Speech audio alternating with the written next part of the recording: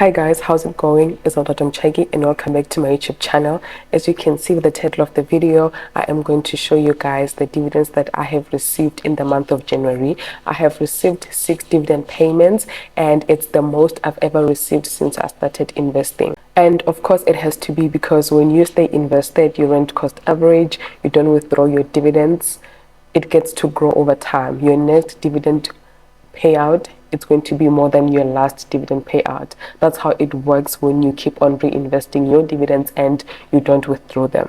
I have received dividends from Citrix, Signia and One Invest, and in this video I'm going to go through each of those dividend payments so we can add them all up so you can see how much I have received in total dividends in the month of January. And before we get into the video, please hit that subscribe button, like and comment down below with how much you have received this month and which company or ETF has paid you. And remember that none of my videos constitute as financial advice. Today I'm just on here sharing with you guys how much I have received in dividends in the month of January. I'm not giving anyone any advice. So I have prepared this spreadsheet that shows all my dividends since I started investing last year, and I wasn't getting much. As you can see, my first ever dividend was 14 cents, and now my first dividends for the month of January is 226 rands to round it off, which I will break down as it's a sum of 6 dividend payments.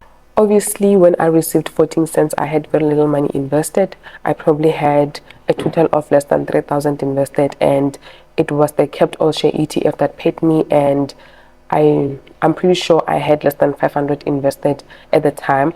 Then the dividend picked up in July when I received 68 rands, which came from 6 ETFs, being the Signia S&P 500, Signia Global Property, One Invest, SA Property REIT, Citrix Top 40, Citrix Kept All Share, and Citrix DV ETF. And even now the dividends that I have received are from those ETFs. And then it dropped from August and September, and it picked up again in October.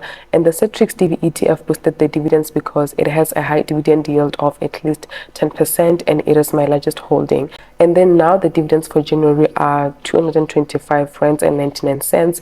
And this is what happens when you reinvest your dividends and you keep on investing.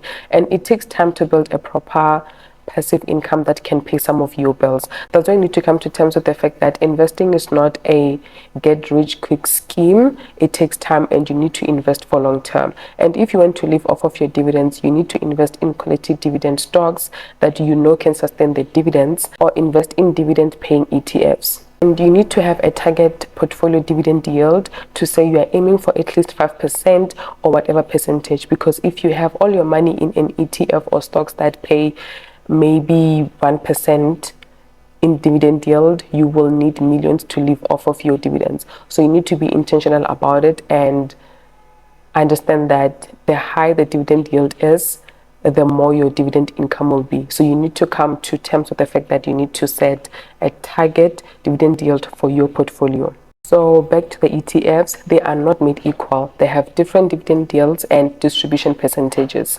One Invest has an annual dividend yield of 6.3%, and it has distributed 2.3%, which was 95 cents. And my dividend was 98 rands, and I have set my dividends to be reinvested back into the holding except for the DV ETF.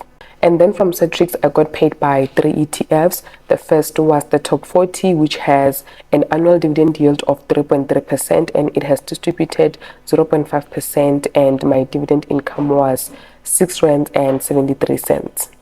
And then the Kept All Share distributed only 0.2%, and it has a dividend yield of 3.7%, and this ETF pays dividends every second month, which is 6 times a year, and others pay quarterly. So from this ETF, I have received only 3 rands and 46 cents. And then the last Citrix ETF that paid me is the DV ETF, which paid me 89 rands, and it has an annual dividend yield of 10.7%, and it has distributed only 1%. This is the highest dividend paying ETF in my portfolio, followed by the One Invest SA Property ETF with a yield of 6.3%, and they pay dividends quarterly. And I have invested this dividends into the S&P 500 instead of reinvesting it back into the Citrix DV ETF, because I'm trying to build my S&P 500 holding. So like I said in my previous video, that all my ETF dividends will go into the S&P 500 ETF. And then from Signia, I have received dividends of 11 rands 91 cent from the S&P 500 ETF, and it has an annual yield of 1.1%, and it has distributed 0.5%. And I usually say that I don't mind the low dividend yield of the S&P 500 because for me it's about capital appreciation, and it is known that companies or ETFs that pay less in dividends, they tend to have more in capital appreciation. And the S&P 500 has proved, you know, time and time again that it is great for growth. So I don't really mind the 1.1%, just because of the fact that I'm trying to get to a target dividend yield. So I'm not really complaining about it. I know that it's going to make my portfolio perform better over time, so I'm fine with the 1.1%. And then the last ETF that paid me is the Signia Global Property ETF, and it paid me 27 rands and 42 cents, and it has an annual yield of 2.6%. These are the two ETFs with the lowest yield in my portfolio. And in my previous video I was complaining that the Signia Property ETF has a low dividend yield, and for an ETF that is of property, I don't really understand it. But anyway, yeah guys, that's the dividends that I have received from the Signia company, the two ETFs, the S&P 500 and the Global Property ETF. And as I have mentioned, this brings me to the total of 226 rand. So yeah guys, that's how much I have received in January, and my next dividend is going to be from the first rand Global 1.2 ETF, and it's paying out this month, so we'll see how much they will declare and how much I am going to receive. And this is the end of the video. Thank you so much for watching. I will see you in my next one. Bye.